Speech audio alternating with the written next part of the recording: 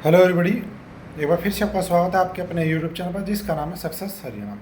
अगर आप चैनल पर नए तो सब्सक्राइब जरूर कर लेना, क्योंकि ये चैनल आपको पल पल की रिपोर्ट देता है। हाँ, कल 20 ग्रुप की सुनवाई है, उसकी एक एक सेकंड की मैं लाइव आपको दूंगा कि कोर्ट में क्या बहस हो रही है। मेरे टेलीग्राम और व्हाट्सएप पर जुड़ जाना, और हो सकता है मैं इसके ऊपर लाइव शुरू कर दूँ।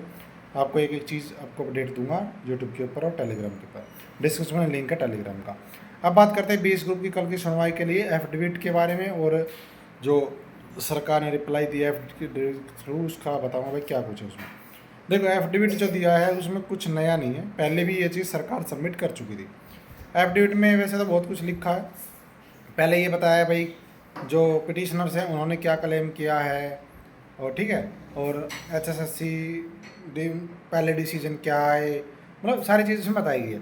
मेन बात जो आई है वो ये आई है, स्टाफ नर्स की भर्ती का एग्जाम्पल दिया है, ग्रुप वाइज और पोस्ट वाइज बड़ा मैटर भी इसमें बताया गया है, और आपका जो सोशियो क्राइटेरिया वाला वो भी बताया गया है।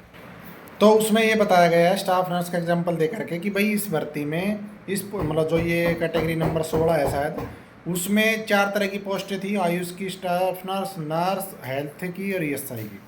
तो उसमें ये बताया गया कि भाई हमने जो इतने 2300 कुछ बच्चे हैं उन्होंने जो है अप्लाई किया, सभी को शॉर्ट लिस्ट कर लिया गया और उनका एग्ज़ाम लिया गया।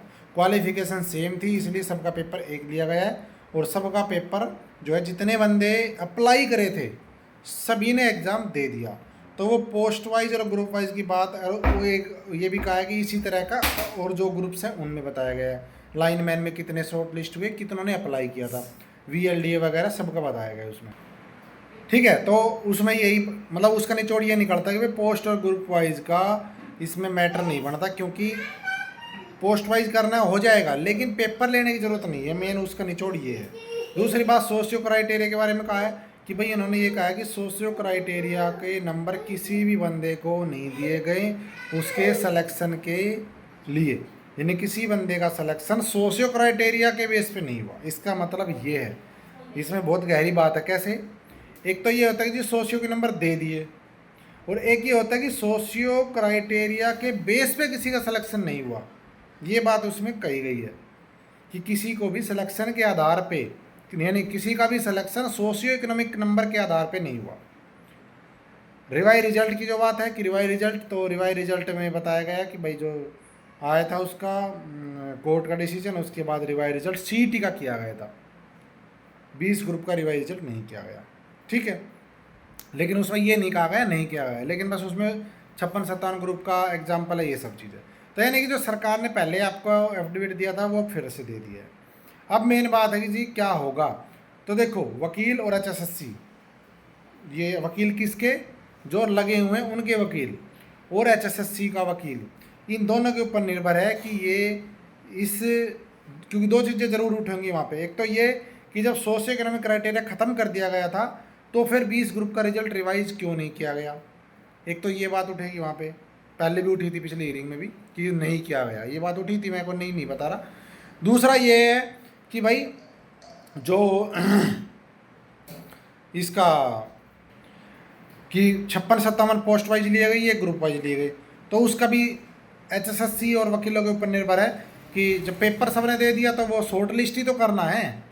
शॉर्ट लिस्ट दोबारा से कर लो, पोस्ट वाइज कर लो, पेपर दोबारा लेने से कैसे हो जाएगा। कोई बच्चा अगर रह गया हो पेपर देने से, फाइनल मेरिट लिस्ट में तो बहुत सारे मैंने सुना है कि भाई कोई 5 ज़्यादा नंबर है वो नहीं हुआ, किसी का टेक्निकल गलीज की वजह से नहीं हुआ।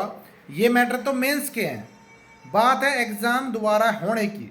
तो दोबारा पेपर लेने का तो मतलब ही नहीं बनता। पोस्ट वाइज करना है तो पोस्ट वाइज शॉर्ट लिस्ट कर लो, जो बंदा जिस पोस्ट पे शॉर्ट लिस्ट हो। जैसे दिक्कत कहाँ है कि एएलएम लाइनमैन पे और शिफ्ट अटेंडेंट पे, जिसके नंबर प्री में कम है वो आज शिफ्ट अटेंडेंट है, जिसके नंबर ज़्यादा है प्री में वो लाइनमैन है। क्यों? क्योंकि पेपर ग्रुप वाइज हुआ, जिसकी वजह से जो मेंस का पेपर हुआ उसमें हो सकता है जो बंदा प्री में डाउन था वो ज़्यादा ले गया तो वो एस से लग गया, जिसके नंबर पहले ज़्यादा थे लेकिन इसमें कम आए वो लाइनमैन लग गया।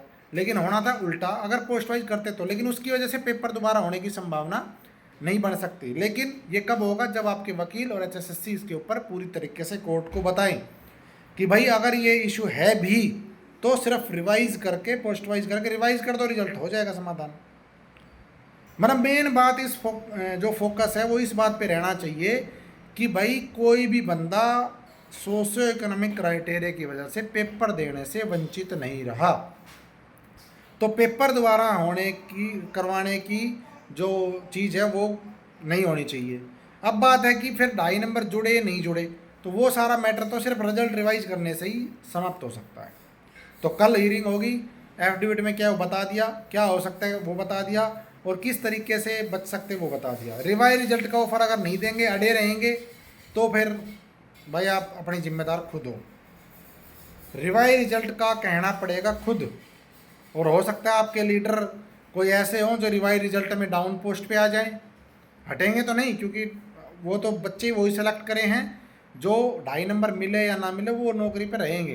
वो मेरिट ऐसी ही बनेगी, 2.5 नंबर हटाने के बाद भी जो मेरिट बनेगी वो मेरिट में रहेंगे, लेकिन पोस्ट और डिपार्टमेंट बदल सकता है। हो सकता है कोई सुपरिटेंडेंट से लाइनमैन बन जाए, ठीक है, कोई आयुष नर्स से ईएसआई में नर्स बन जाए, ये चीज़ हो सकती है। तो वो रिवाइज रिजल्ट में होगा, लेकिन ये ऑफर अगर आपने नहीं दिया तो फिर हो सकता है आपको नुकसान हो जाए। तो ये आपके वकीलों के द्वारा और एचएसएससी के द्वारा कहना पड़ेगा कोर्ट में कि जी ये जितनी भी याचिका है ये सारा post wise, group wise, revise, ये सारा रिवाइज रिजल्ट से समाप्त हो सकता है काम।